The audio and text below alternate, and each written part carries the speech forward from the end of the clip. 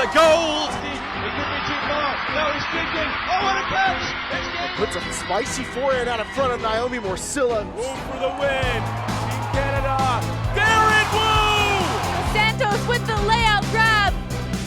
Oh, that fantastic grab. The claws of Chaffer. Canada just became the world champions. Yo, Canada and the rest of the world. You're listening to the Huckin podcast. I'm one of your hosts, Theo Wan from Toronto, Ontario. And I'm Danie Proby from Vancouver, BC. We are your coast-to-coast guide to all things Canadian Ultimate. Speaking of Canada, as you probably know, Olympics happening as we speak. Yeah. Danie, you've been watching any Olympics or something? I know, I think they talked about it on Deep Look, but we got to talk from the Canadian perspective. You've been watching any Canadian events there? First of all, the women are crushing it. I don't know what else really even needs to be said other than that. But I have been watching it. I've been seeing a lot more like highlights and clips. Like I really enjoy all the spotlights they do on the athletes. It's like the amount of times I've like teared up or cried just watching all the 6 stories.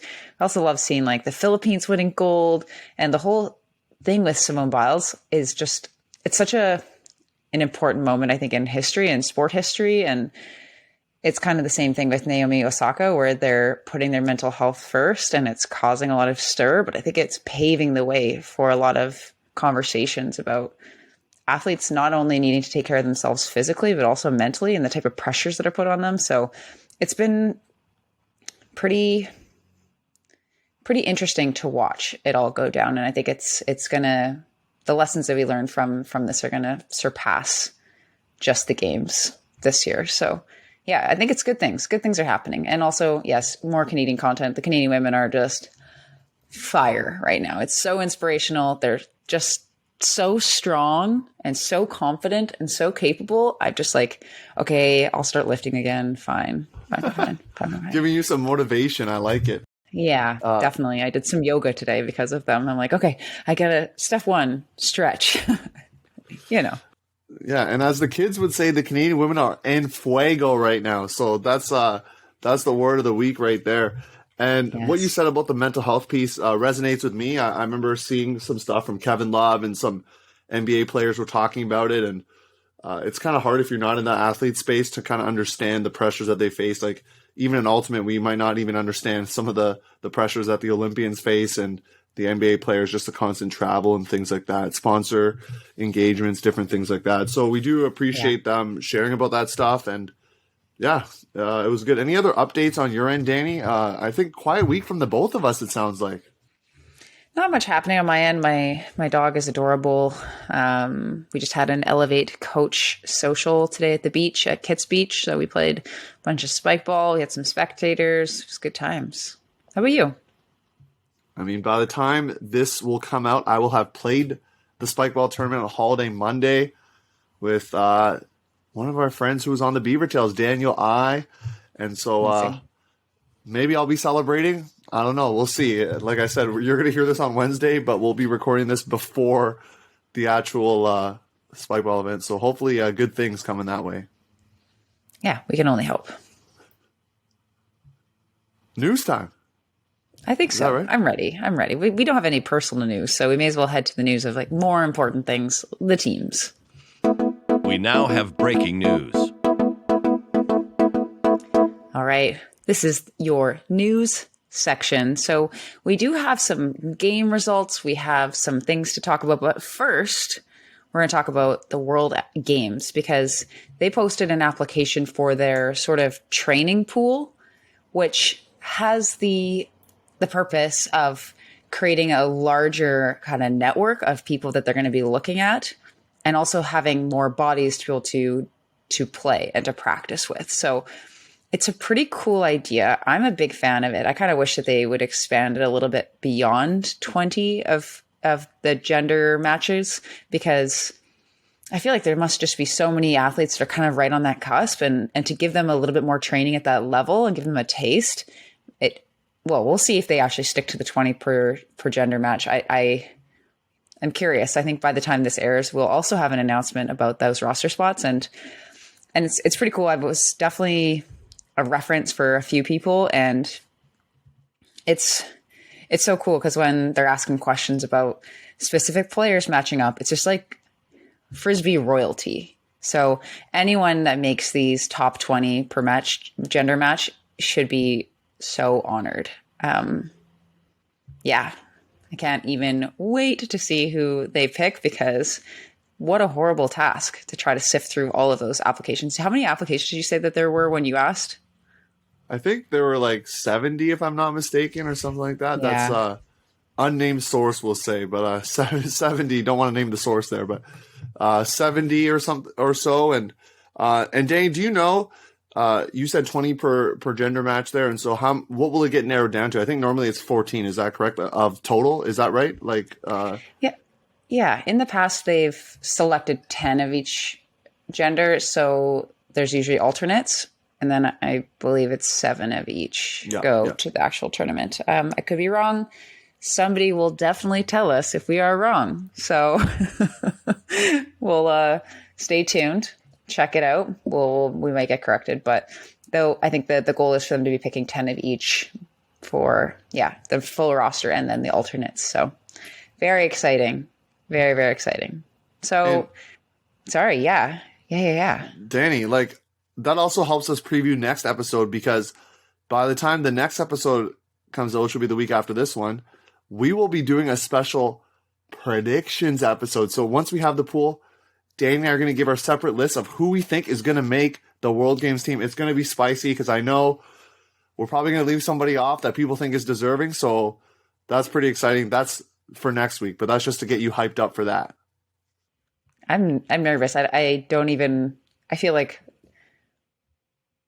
I just like the thought of like choosing people and like putting my name beside people makes me feel like guilty or bad or whatever. It's very exposing. So it'll be a good test for me to see if I can actually get in the minds of the coaches and really understand what they're looking for. But yeah.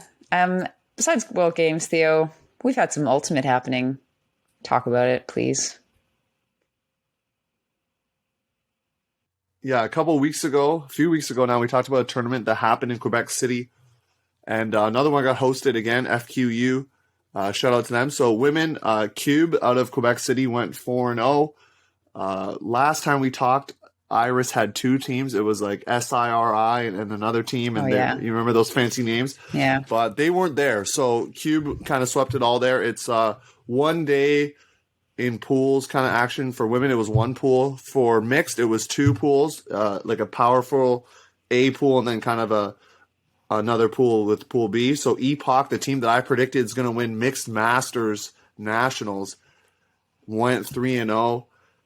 So, hey, you got to watch out for them. And Loyal, I think that's out of Laval, Quebec as well. They won Pool B 3-0 in the mixed division. And then the open division. No Mephisto, which is the new branded open team there out of Montreal.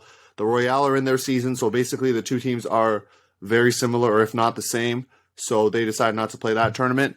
They're going to have some AUDL stuff coming up. So Pool A was Manic going 3-1.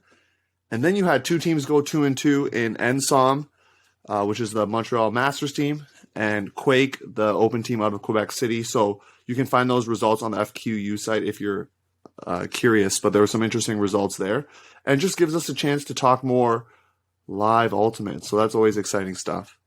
And then in Pool B, Quartz went 3-0, and that's, like I said, A is the stronger pool. Pool B was Quartz, which is the second team out of Quebec City there.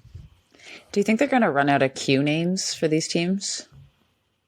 Or no? I mean, I never even thought of that, but you got Quake, you got Quartz, and if there's a C team, they're going to have to be something else. So I'm not sure, like Danie. Cube. But that's... Like there's just, anyways. Every team from Quebec City has a Q. You're right, because Quest is the mixed team, and so you're right. They're just going with the Q theme, man.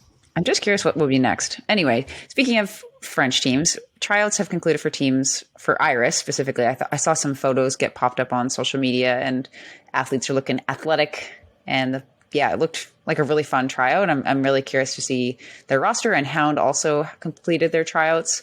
So we're going to be seeing some more rosters dropping, especially because Nationals.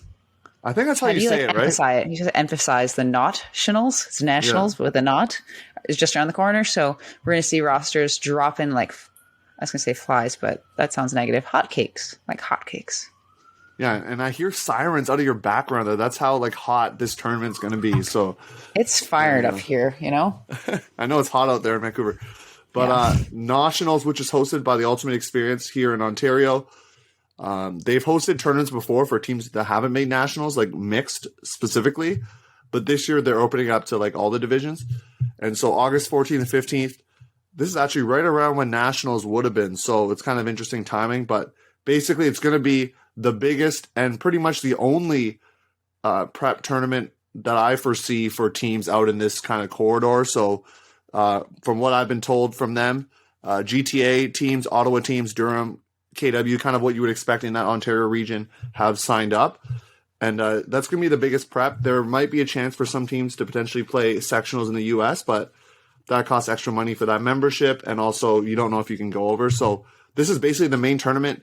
That's going to be the prep for nationals for a lot of these teams out here in all the divisions. And so we're going to do a bit of a preview for that next week as well. So we're going to get a spicy episode next week. We got the World Games discussion. We got some tournament preview. We're going to have the schedule hopefully by then as well, so we can kind of dissect what teams are playing who. So come on, Danie. That's exciting stuff. Let's go. We're excited. But when you call it nationals, do you mean the Ultimate Canada Invite? Yes. You know what? I was saying this off air to our guests earlier to say the right name. So I got to say it right on the air. Ultimate Canada Invitational. UCI. Yes. Speaking of which, we have more teams that are signing up. So in the Masters division, specifically mixed Masters, we have Happy Campers. They go to all the tournaments. So it's not a surprise to me that they're hailing from Victoria, BC, the farthest place. We have Pushing Daisies from Ontario and Vax Power from Ontario. So Formerly those are all Vax Power. That's so smart. It's like, It's so cute when these teams, they go from like the regular division to the Masters division, and they just kind of tweak their name just a little bit. I'm obsessed. Some teams come up with some really clever things. Speaking of which, in Open Masters, we have Quack, which is the Masters team for Quake. Is that what you said? I'm not too sure, but maybe someone could tell us. But it sounds related, to be honest. So I mean, it feels like it has to be. Anyways, so we also have Viper from Ontario. We have the Ottawa Nationals, which is a new Open Masters team made up of Firebird and Iron Crow players. So excited to see what they got going on. Now flipping to the Women's Masters, we have Berta from Alberta and Nebula from Ontario. So I'm kind of getting the feeling that all the divisions are going to run, because like this Ottawa Nationals team is specifically saying that they wanted to enter in so that division can actually run. There you go. So because as we said in the emergency podcast, you need 4 per division to go. So yep. The quote unquote main divisions in terms of the adult divisions, not like the masters, they've been filling up pretty quickly in terms of like getting teams to sign up. So in mixed, you got Local 613 Kingston, Ontario represent, as well as a team that I think we both like were hyped up about the name, Pretty Boys Handsome Girls from Winnipeg, Manitoba, as well as then the feeder team for Union here in Toronto. So they've signed up as well. And then for the open team, a team close to my heart, my alma mater Maverick, they've signed up. Let's go. As well as Red Circus, which is interesting because they didn't go last year. So they didn't attend in a Worlds qualifying year. Red Circus did not go. They instead decided to play the US series and focused on that. So kind of cool that they're going to be playing the UCI, as well as Shrike, which is the feeder team for Phoenix out of Ottawa, Ontario. And then in the women's division, Danie's team, Traffic, they're signed up. Hey, is it going to be Traffic Iris final? Is another women's team going to come out and make some noise? You got to find out. Yeah, I don't think that Sixers is going to be going. Like I was just talking to Carla today, and she was kind of exhausted just looking at what Traffic was going to be trying to accomplish this season. If we can go across the border, it's Labor Day going to Colorado. It's sectionals, regionals, this Ultimate Canada Invite, and potentially, hopefully, American or USA Club Nationals. That's 5 tournaments. In a span of what time? September to the end of October. So 2 months. Yeah, and so that is a lot. And a lot of us haven't played tournaments in such a long time. So I totally hear the concern, and also would make sense why if a team like Sixers, who doesn't need to play the Ultimate Canada Invite, and if they want to stay fresh for the American Series, makes a lot of sense to me. The question also remains, though, is if they can't go across the border, then they might just have to, to kind of bite the bullet per se and go. Probably the same would be for Furious, right? Because if they're can't play in the U.S., well, they're going to want to get some competition, and they might just have to fly to Ontario here to Ottawa. So that's what's happening there. And then last but not least, no AUDL to report because I think maybe with the holiday Monday they decided not to schedule the games here. But Toronto's going to play Montreal for the first time coming up next week, so that'll be exciting to watch. And then Montreal goes into Ottawa. Ottawa trying to start hot, proving all the naysayers wrong, including yours truly, going 3-0. So can they do it? You got to tune in to AUDL TV to find out. No offense, Theo, but I love it when you're wrong. It just makes me so joyous. And there's nothing like this used to happen to me at UVic too, where we would get kind of written off because of our history or whatever, which is so fair. So when you get to prove Ulti-World wrong, or your niche Canadian Ultimate podcast wrong, darn, that feels good. So good for you, Ottawa. Big fans now. I got messages about it. They were screenshotting it. A couple of friends, they were like, "Hey, didn't you say we were ranked third?" And they were like, "Look at the standings right now." So they're making me eat my words, which I do appreciate because it's early. I'm wrong, I'll admit it. Yeah, that's fair. That's fair. So now we're gonna hear a word from our sponsor, then jump into our main event. I know this is a topic, Danie, that's close to your heart. It's U20's Team Canada. Got some special guests coming as well. So stay tuned after the break for a sweet discussion about U20 Team Canada teams. This episode is brought to you by Be Ultimate Apparel. Based out of Vancouver, BC, Be Ultimate is climate neutral certified and designs products that are built to perform. I personally love my 2 sun hoodies from them, and I rock them wherever I go. If you want to learn more about Be Ultimate, or if you're a club team captain and want to take advantage of their no strings attached offer for a free jersey, head over to beultimate.ca or visit the link in the show description. This is Shanique Crawford, founder and CEO of Discover Diversity, and you're listening to the Huckin A podcast, your coast-to-coast guide for all things Canadian Ultimate. Welcome back, everybody. We just heard from our awesome sponsor, VC Ultimate. I'm personally really excited for this episode. I know a lot of people have been reaching out saying that they're excited too. We have 2 very, very esteemed guests on the podcast today. We have Sarah Jacobsohn, who's going to be speaking on behalf of the athlete perspective. And then we also have Alex Lamb, who's going to be speaking on behalf of the coach perspective. And I will too a little bit, but before we dive in, if you both could speak to your ultimate experience, whether it's coaching or playing, maybe how you got into the sport, whatever you like. And we're going to start with Alex. Yeah, so my name is Alex Lamb. I was chosen to be head coach of the U20 Opens team, so it's very exciting. I guess I got into Frisbee like most people. I was a little bit of a late starter, so we just played league in university. And then eventually, as people on the league team started getting more and more competitive and trying out for clubs, for club teams, we just began to make a mixed team. And then that led to us representing Canada at the World Ultimate Club Championships in 2018. So that was really exciting. And then coaching-wise, I started coaching in 2012. So I've coached junior opens teams in BC since 2012. In 2019 and 2018, I coached Eclipse. So it's been a pretty wild ride for me. That's a long time to be coaching at that level. That's amazing, especially because you are still really young. And the team that you were playing for was Banana Cutters, correct? That made it to Worlds? Yeah, it was Banana Cutters. Yeah, it was fun to watch y'all compete at that tournament. All right, Sarah, your turn. Got to follow that. Okay. Hi, everyone. I'm Sarah. You can call me Bear. I've been playing for what feels like a long time. I started playing MoFo, so the juniors program in Winnipeg, for 6 years, I think, which is a long time. And then moved on to playing Fusion, which is the kind of elite club women's team here in Winnipeg. And then, a couple years ago, I moved to Toronto, small little few month journey, and picked up with Sixers there to play for US Fall Series, which was an incredible experience. Those are kind of the club side of it. And then Team Canada side, I have played 2 rounds of U20 women's junior program, 2016 and 2018. And then I played U24 in 2019 in Germany, which was amazing. And then this past year, I wish, been playing on the Guts women's team, but alas, here we are. Everything was canceled. So, but that would have been awesome. And that's kind of me. My first memory of you, Sarah, I was coaching, I think it was Vortex, I believe. And we were playing against Mofo, and my entire team was like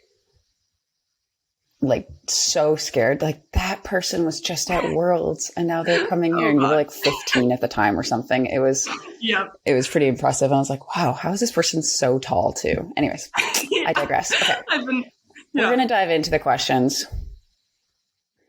You're both amazing, and we're super excited to have you both here. So Alex, starting with you, I personally know what the process is like, but I think the viewers don't really know how do you get to be a head coach for a Team Canada? So if you could speak to a little bit about what the process is like, starting with like applications and those types of things. And what did you personally do to prepare for the interview? Yeah, so the process was pretty straightforward.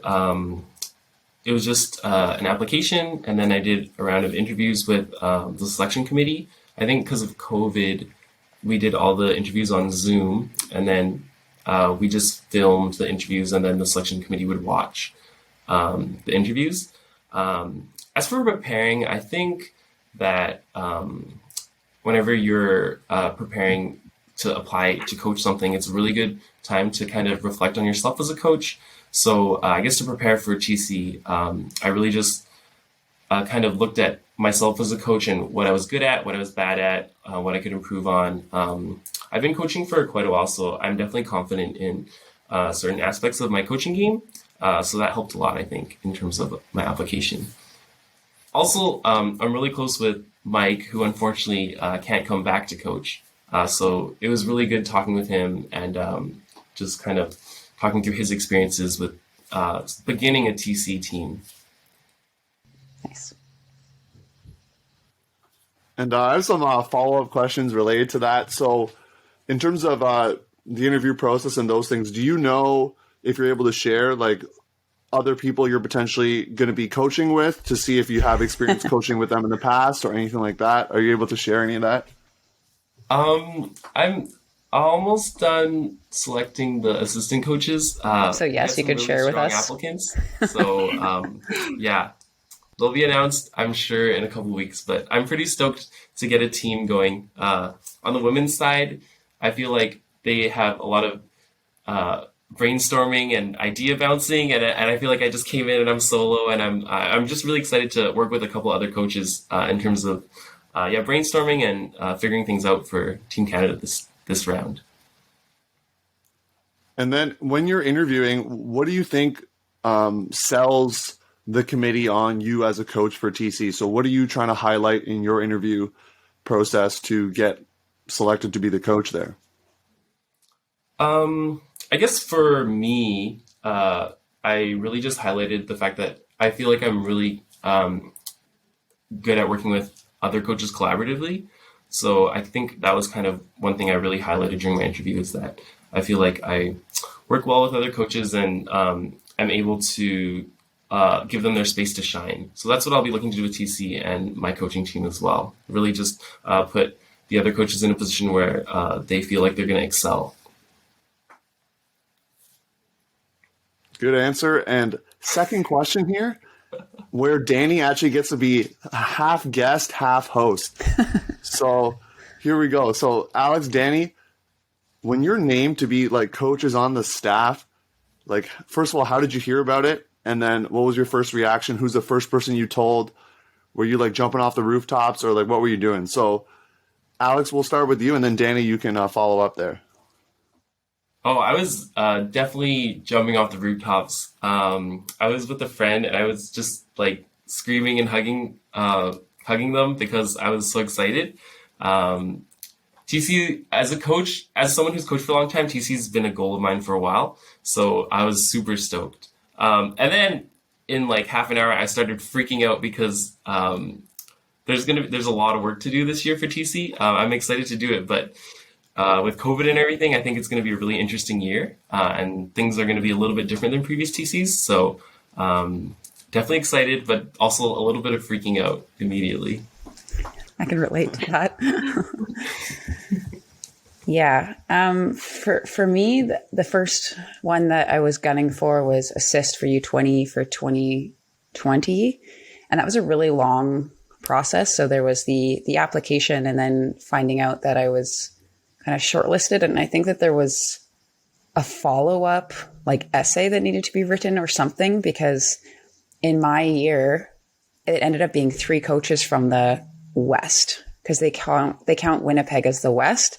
And so I think for Will and Conrad to have picked myself and Karen, I think that had to be a special circumstance, because you're not allowed to, I don't think you're supposed to, or there is a rule about not having coaches all from one region, even though like, I don't know much about the athletes from Winnipeg or whatever. Like, I think that was a bit, that did have some diversity. Of course, we didn't have anything from Ontario or Quebec. And so it was a really, really long process, a lot longer than I think it should have, or normally is rather. And so when I finally did get the email, it was like almost a month of refreshing my email every minute. And so when I finally got it, I woke up, I turned over, I had this feeling, I checked my email and I saw it and I was like, I read it like 6 times because I wasn't sure. I was like blinking heavily to make sure that I was reading it clearly. And yeah, I jumped up and down on the bed. I cried. It was great. Unfortunately, that tournament didn't end up happening.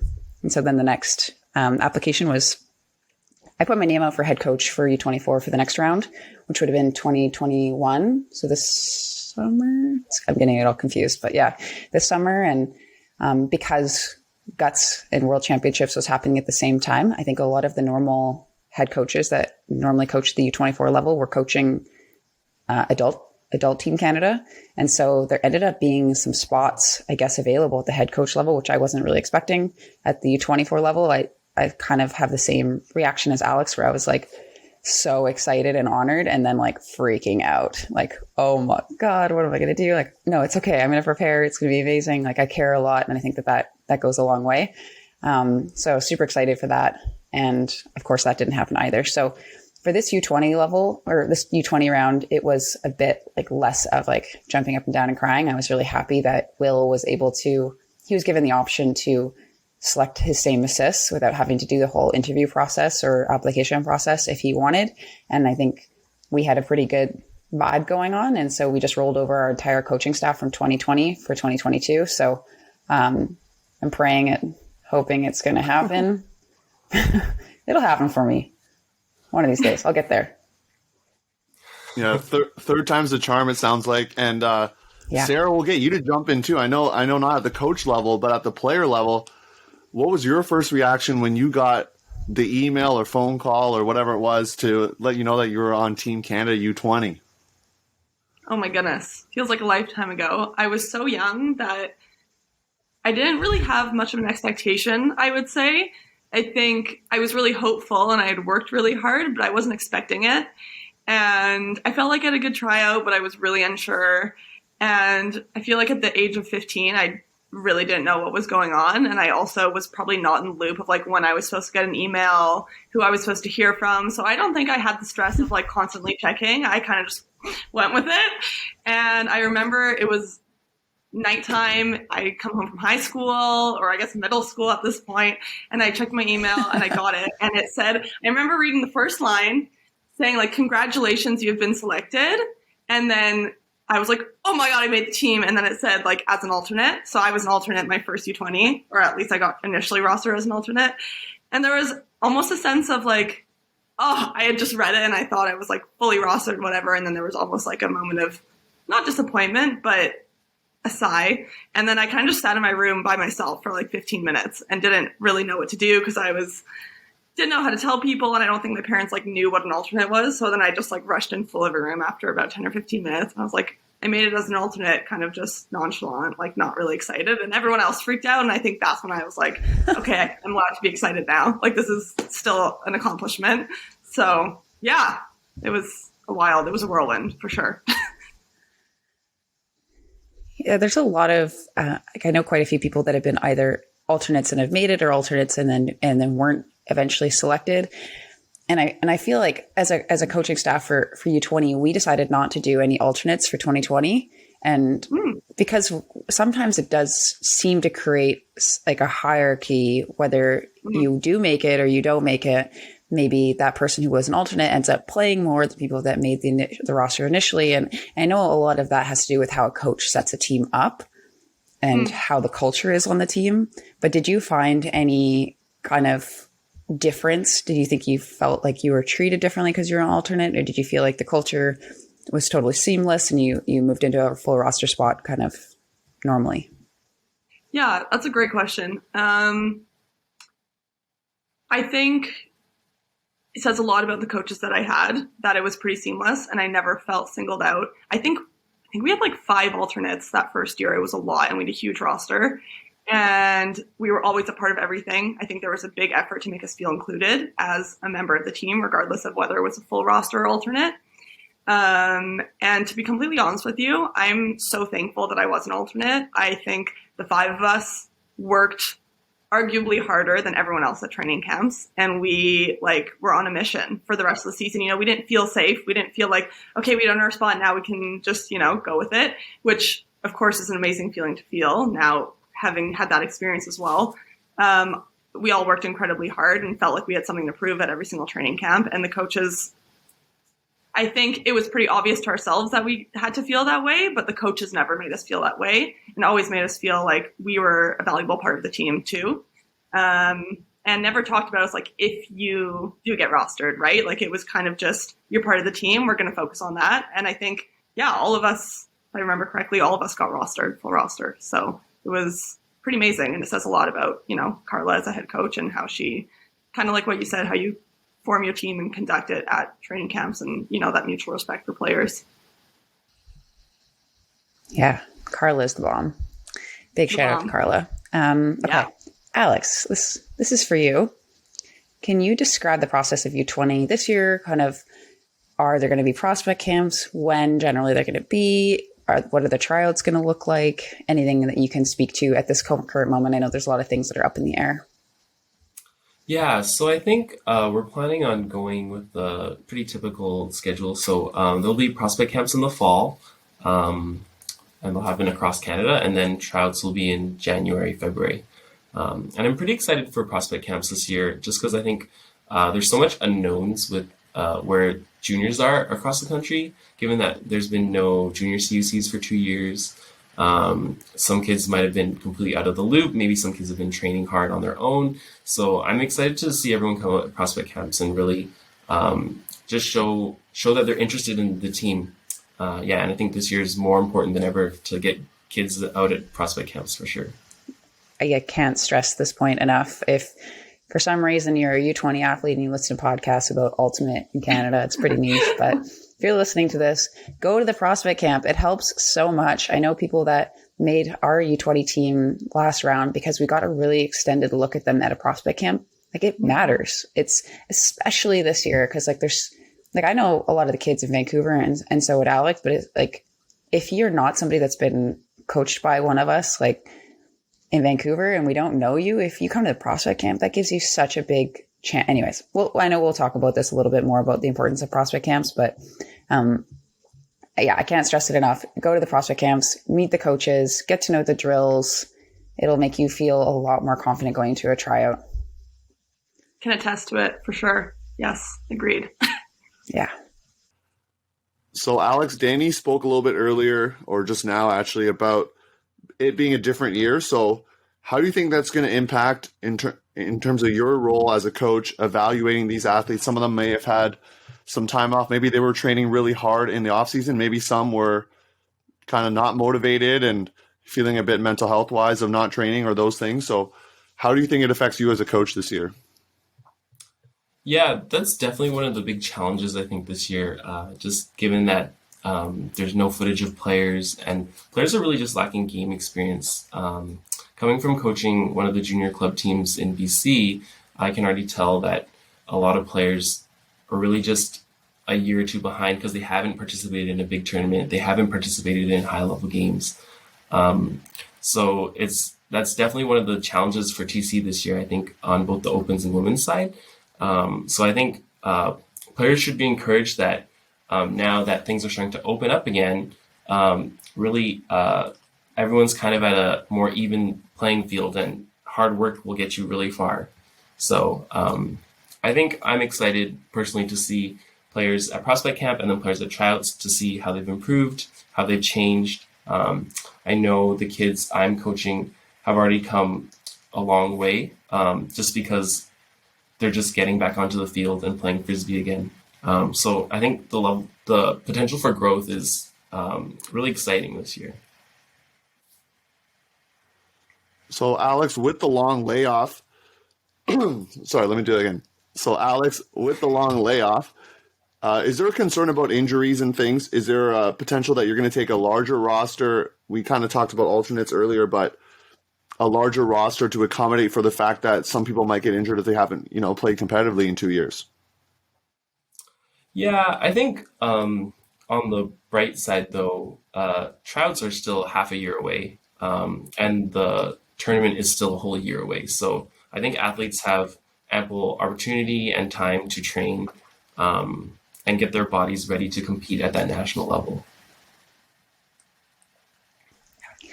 Yeah, so to speak about tryouts and prospect camps, I know that on the women's side, we have a really distinct quality or type of athlete that we're looking for, and what we were looking for the last round as well. And so if you're listening to this and you're trying out for the U20 women's team, things that really excite our current coaching staff are just ballers. So even if you don't think that your Frisbee skills and your throws are perfect and you need some development there, those are the things that you can learn in a year.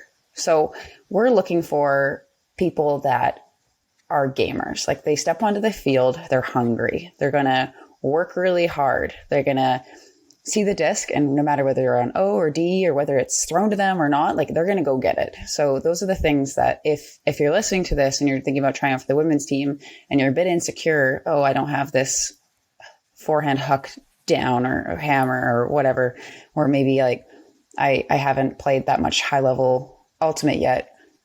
If you just show up and you out athlete people, that's kind of what we're looking for. And I do have a specific note from the head coach of the U20 women's team. And he said, just go out and have fun. It's great to get your name out there before tryout. So he's specifically calling on people to head out to the prospect camp so we can get a better look at everyone. So it's that way you also have more than one day to make an impression on coaching staff. So if you do have a really bad tryout, if we have some kind of other data on you, it really, really helps. And meeting the coaches and seeing the drills ahead of time does take pressure off. And you do learn the drills and exactly the drills that will be used at the tryout. And a lot of times, if you've just done a drill before, you're a little bit more calm. You can focus on what the focus of the drill is. So that's a message from Will and Conrad from Winnipeg. So that's kind of what we're looking for on the women's side. And yeah, just, I can't reiterate it enough. If you are insecure about your offensive skills, just show us that you're a baller. And we took people on the team for U20 this last round that arguably weren't great throwers at all, but they were just so hungry. You could see yourself putting them on the line against a top international team just because they're foaming at the mouth and fiery. So that's my call. Alex, your turn to follow it up. I know you don't have your full coaching staff solidified and you don't have a year of experience selecting a team with that coaching crew, but from your gut instinct, what are you looking for the U20 Open side? Yeah, see, this is one of those moments again where I feel so lonely on the open side. I know, I'm sorry. But no, I'm excited to get a team. But I think just from my gut as a coach, definitely looking for athletes, looking for people who are going to outwork their opponents. And then I think I'm also looking for a couple slingers. Definitely want some people with spicy throws.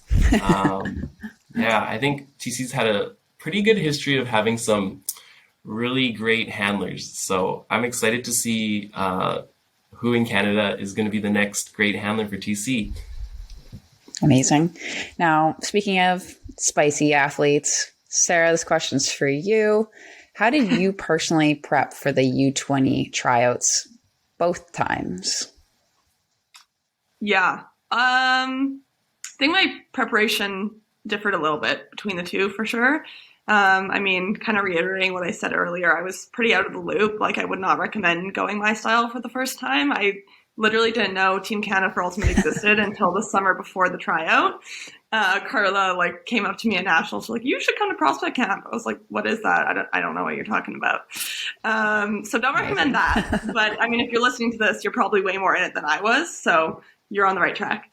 But yeah, I think honestly for me, as someone who started off not being confident or had expectations for, making a team, I think the hardest part and still continuously, even now that I'm more experienced, is committing and admitting that I want something and I want to work for it and I am competing for a spot. I think sometimes as an athlete, when you're competing with amazing people around you, that's the hardest part sometimes, is telling people and telling yourself that you want it. So I remember going to Prospect Camp was a big step for me, being like, okay, I'm doing this. I am committed and I'm excited about that. It's, it can be quite a daunting and isolating thing competing for something like a rostered spot. But the moment you start opening up about it and being truthful to yourself that you want it, it becomes more enjoyable and easier. So yeah, I headed out to Prospect Camp in Vancouver with a bunch of my friends and it was so much fun. But not only fun, it was, I would argue probably, I mean, you two have said it enough, but the most valuable tool for preparation for any athlete who wants to play junior level. I think you were both kind of insinuating experience-wise at junior level, everyone's pretty even. I mean, of course, there's a bit of discrepancy, but everybody has, to some degree or another, the same experience at junior. So what can set you apart is kind of like what you said, Danie, being hungry, showing that you're interested and you want to be there, and also getting feedback. I think there's a gap sometimes between coaches and juniors playing wise. But when you put yourself in those situations where you can ask for feedback and get it, invaluable. For me, I remember being at Prospect Camp and getting that email a couple of weeks later being like, these are the areas specifically we want you to work on. And that's what I worked on. And, simple feedback, intimate feedback from coaches can take you so far. And so, yeah, I can't stress that enough. Definitely go. It's amazing. And you get your name out there. And regardless, you're, getting yourself in those high pressure situations that when you go to tryouts, it's not going to be the first time you're in that scenario, which is also very helpful. And then, yeah, otherwise, I guess locally, I really made a conscious effort to put myself in higher women's leagues that, at the time I probably told myself I shouldn't be there, but being around knowledgeable and experienced players, helps you feel like you're supported. You're not isolating yourself. People want to help you. Older players in your community want you to do well. They care about the juniors program. So put yourself in those spaces and let other people help you. It's the best. And you also just grow to love your ultimate community. I feel in the process, I for sure did. So yeah. This is such a huge point because there's this one person that I'm coaching and she's 14 and she has so much potential, but had no game experience. And so I invited her to practice with the women's team that I'm coaching. And she was so scared that they weren't going to want her to be there or that she would make the practice worse, or she was really insecure. And everyone just instantly worked with her and were like, you're going to be the GOAT. They were always sending her deep, making her score a lot. And she learned so much more from that one practice. And it's so true what you're saying. People do kind of absorb those young players that show a lot of dedication and interest and bravery by stepping up and putting themselves out there. It does make a difference. And another point, you're talking about the Prospect Camp and getting feedback. As a coach, if you see a player that's ooh, you're interested in them at a Prospect Camp, you give them some feedback. And at the tryout, they show that they've worked on that thing. What message does that send a coach that you're willing to and able to take feedback and implement it within a relatively short period of time? So yeah, I can't stress it enough. I know. Okay. Theo, I know you have a burning question right now, so I'm going to leave it to you. Sorry. Always got burning questions, first of all. But Sarah, you've been on a couple or a few now TC teams, but specifically with U20. Did your expectation or feelings of nervousness and those things change at the tryouts when you've already been to one and you made a team? Like, what was that like going into the second one and having already played for one when you were 15? Yeah, for sure. I think, weirdly enough, I think I was more anxious for the second tryout when I had already played. Kind of like I said, I didn't have necessarily a big expectation the first time I did. Nothing changed in terms of love, but the first time I was there because I loved it. I was passionate. I was happy to be there. Second time, of course, all those things, all those pieces were still there. But second time around, I had an expectation, and I felt other people had an expectation of me. I was one of 2 returning players from that first original team. We didn't have a lot of turnover. So I feel like a lot of the eyes were on me and felt like I had to live up to kind of this expectation of being a returning player, which I probably created for myself. But I think there was a bit more pressure on myself for sure the second time around. And I think looking back, I regret a little bit of, I think I was lacking a bit of enjoyment at that second tryout for sure. But once that was out of the way and then we had a team, it was probably one of my most enjoyable Team Canadas being there. So yeah, I think if you're going for the first time, like, of course it's nerve-wracking and I'm not going to, devalue that and say it doesn't exist. Of course it does. But have fun. Like, you're there because you love Ultimate and you're good and you're amazing. So, and when you're having fun, you play better. I think I probably played better that first tryout when I was there having fun and I wasn't in my head about it. Of course, I mean, it's a cliche, but when you're having fun and you're confident and happy to be there, you're going to be playing a million times better. And also, I mean, correct me if I'm wrong, Danie and Alex, but coaches like to see that you're having fun and that you have a sense of enjoyment when you're on the field. Like, I know now for me, especially, I don't like to watch myself if I'm not having fun. Like, no one wants that, right? And so, I mean, if you're coachable and you're having fun and you're there because you want to be there and you're working hard, then what more can you ask for? Yeah. I don't know, Alex, do you like it when your players have fun, or is it no fun zone? Oh yeah, I totally agree. And it's a great moment as a coach when you see your player do something and you're just like, let's go, because they've like just executed what they've wanted to perfectly. Yeah, joy all around. If you're not like loving what you're doing, and you can see an athlete working hard and also enjoying themselves, and that just makes you feel like they're going to be less likely to burn out. They're more likely to be engaged in their training. They're more likely to be a better teammate. So I think that's really great advice. And Sarah, I'm going to stick with you for the beginning of this question. Alex, this question is also going to come to you, so you've got some time to prepare. But okay, so I am really bad at this personally as an athlete, but as a coach, I like preach to my athletes that like nobody cares if you make a mistake. Like if you drop the disc one time, but you never drop it again, that coach is not going to remember that you dropped it that one time. So how do you deal with making a mistake at something like a tryout and kind of not just like crumbling or folding into a ball of insecurity? Yeah, this is such a good point. I think forever for me, this will be a work in progress and something I will continuously learn from other people and myself is how to master this, if that even exists. I think I actually specifically remember at tryouts, the first drill, I forget what it's called. It's literally just little dish passes like through a kind of ladder. And I probably dropped like 70% of them. I remember specifically. And in my head, I'm like, oh my God, terrible start. They're going to like wipe me out for the rest of the tryout. They're not going to pay attention to me. And then I think this is a testament to being coached by Carla literally forever since I started.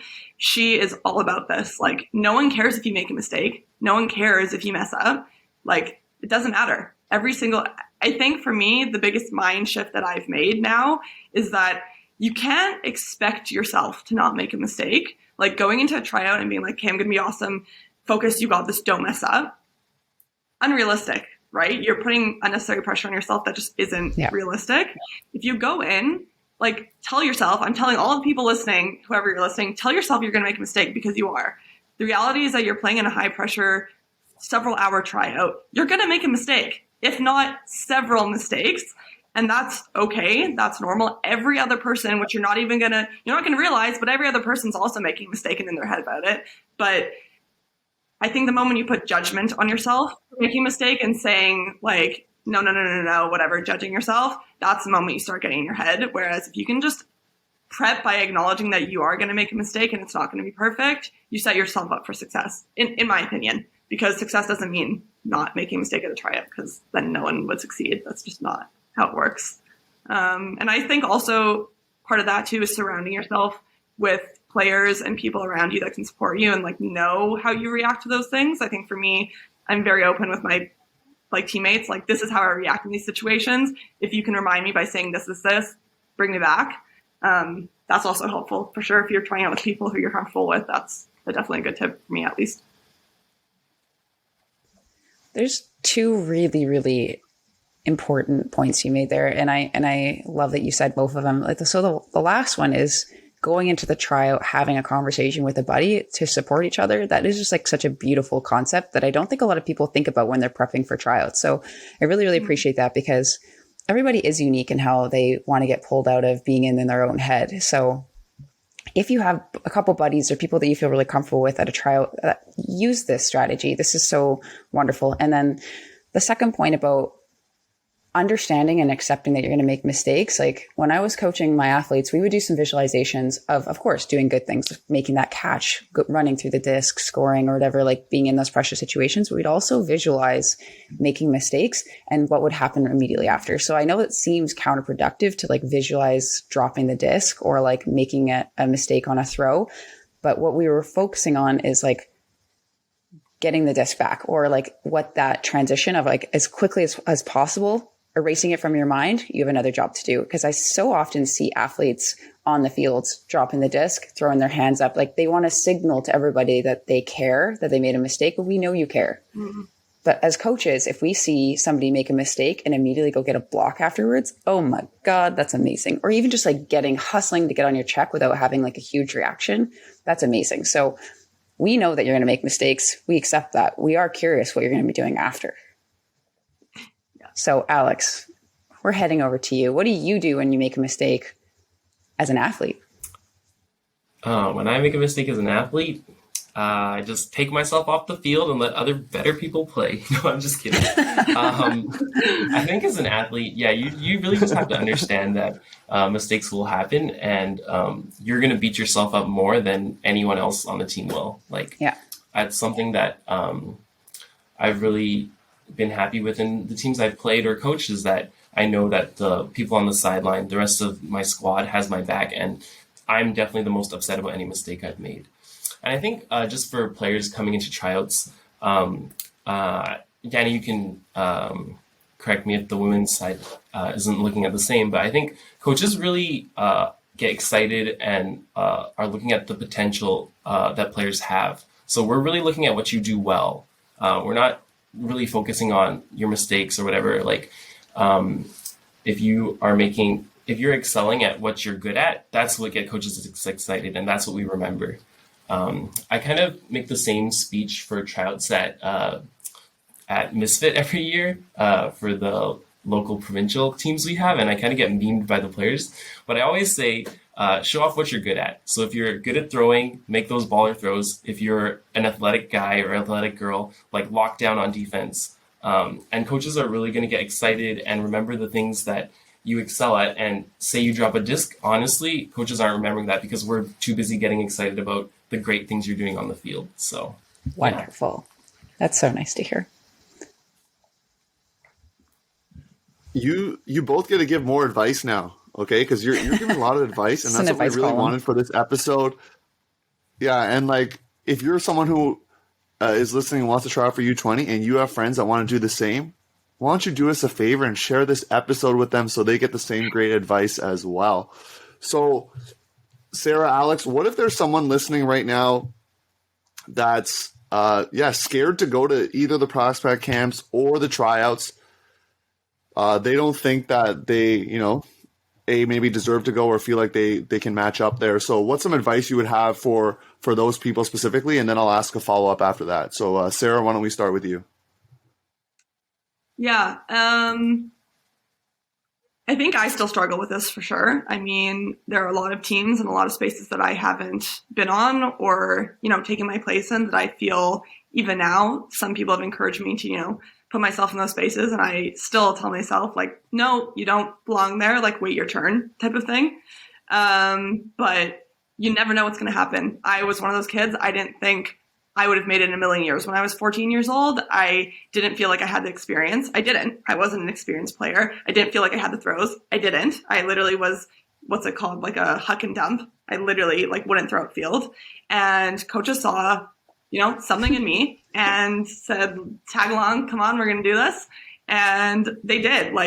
And I think I kind of said this a bit earlier, but it can be so isolating to commit yourself and, tell yourself and tell other people that you want it and that you want to be there, even if you feel like you don't deserve it. I guarantee that you're the only person who feels that way and that other people around you are there to support you. I think we are so lucky that we are part of a sport that no matter where you are, every ultimate community to some extent or another is quite intimate. And that's very special. And I would say my biggest piece of advice is to utilize that.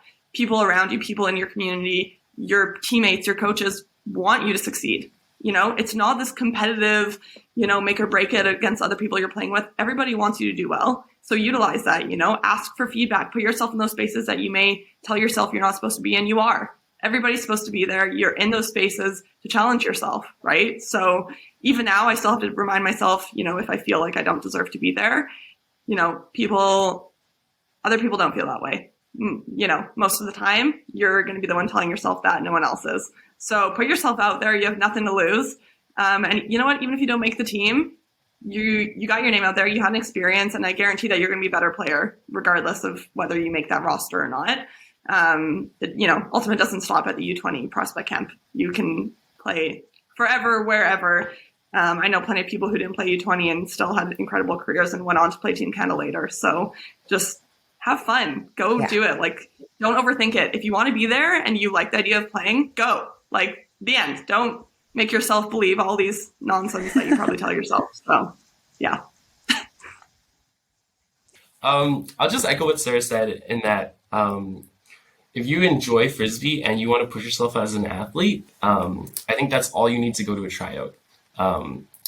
It's really just a love for the game and some sort of competitive drive. And if you have those two things, go to the tryout, push yourself, see where you stack against other players, see what you need to work on, and really, just go have fun. Yeah, you're noticing a theme here in the audience, so push yourself and go for it. So you're going to need Alex and Sarah in your ear on your iPod or something as you get ready for tryouts so that you can just hear that motivation or when you train so you can get ready there. But for both of you, actually, final question here. How can someone prepare for tryouts right now? As Alex, as you mentioned, it's a bit away, so there's time. What are some things they can do, not just physically, but on the mental space as well, in terms of mental game, to get ready for prospect camps, to get ready for tryouts? What's the homework that you were going to send them off with today on the podcast? Advice. I mean, I feel like obviously not at the U20 level, but I'm going through a little bit of this right now too, as an athlete who's kind of re-entering a season, have some expectations of, going into competitive season, making a team. And I'm sure every athlete can relate right now to feeling like they're behind. And I think we spoke a little bit about this earlier, feeling like you've lost something or, you're not at the same level or caliber as other athletes right now. But I guarantee every single person who's trying out feels that way. Everybody feels like they're behind. Everybody feels like they're not in peak condition or shape or whatever it is, as they were, let's say 2 years ago.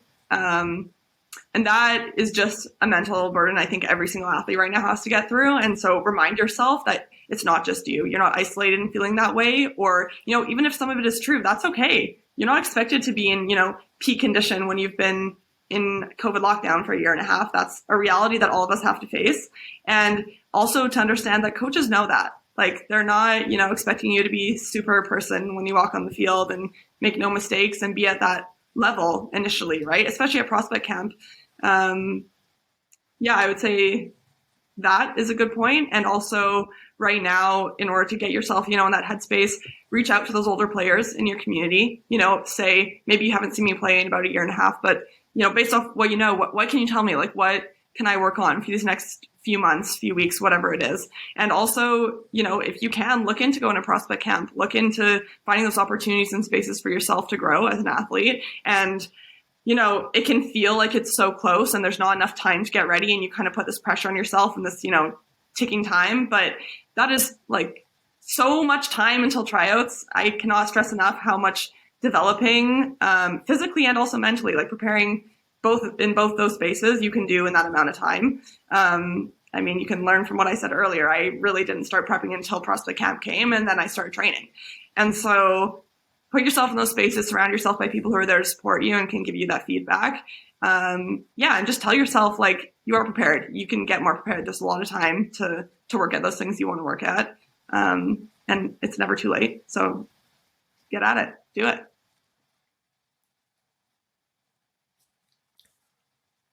Yeah, my advice for players would just be to, I guess on the mental side, to just really develop the mental fortitude to train. There's a lot of time before prospect camps and before tryouts. And it's really easy to decide you're just going to skip a week of training or not go throw for a couple hours or not go do some sprints or runs one of the weeks. But I think if you can develop that mindset of seeing in long term what you're working for and applying that every day or every week, it'll take you really far. Good advice there. Danie, can we throw you as a guest here and get some advice as well? Let's go. Yeah, I guess, Alex, I might throw you out there, but my DMs are always open. My email is pretty public. If you want to reach out to me, I'm sure Alex is also available to be reached out to. If you have any questions or anything about training, about prep, like, I am fully dedicated to growing this sport at the junior level. Reach out if you feel so inclined. If you're nervous about something, like, I'm here to counsel you. Hit me up. My advice to you is don't just like sit and stew in your nerves and your anxiety. Like, reach out and take action.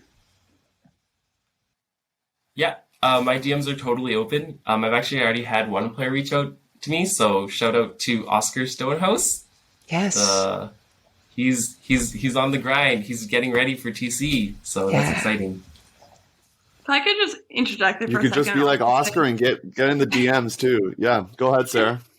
I was just going to say, I feel like I've been saying a lot of, reaching out to coaches, older players, which is all amazing and great. But I also want to say, like, reaching out to people who are not that far from where you are and have had this experience is also, arguably even more valuable. Like, for me, talking to people who played just the year before me or whatever it was can be a bit more on the level of understanding where you're coming from, right? And have just experienced that.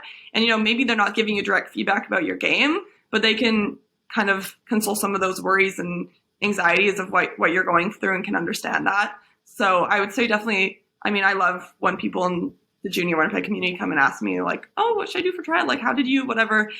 People want to be there for you. People want to see you grow into an awesome player, including the people who are in your age bracket or like closer to you, not just older people. So, yeah.